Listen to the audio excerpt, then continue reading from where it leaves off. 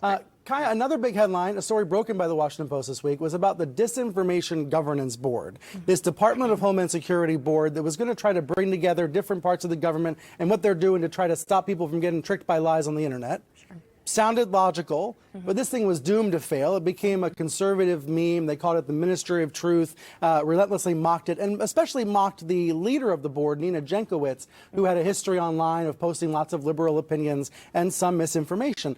So just break it down for us. Like, what the heck happened here with this Disinformation Governance Board? Yeah, I mean, I think the first issue is the name. I think the word disinformation is highly politicized. I think we learned that during the 2020 election. I think disinformation, fact-checking what I do is a super politicized term. I think we're seeing that play out. I think that's the number one issue. I think we saw the takedown of that board through a disinformation campaign. I think the number one thing we learned is how powerful these disinformation campaigns are. I think we've also learned that we are still very reactive to disinformation. We haven't yet learned how to be proactive. Unfortunately, I don't think we've reached that point. I think we are very far from that point. I think we're still struggling from January 6th, which came as a tremendous surprise to us. I think we're still reeling from that.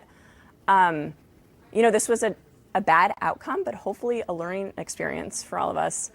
And I think the biggest takeaway here is there's a lot of work to be done, and disinformation is rampant, and we do not really know how to handle it quite yet. I think you can learn a lot by who's defensive and who's offensive these days. Totally. And the Biden administration announcing this board completely defensive and doomed. All right, to the panel, thank you, everybody. Stick around. More in just a moment.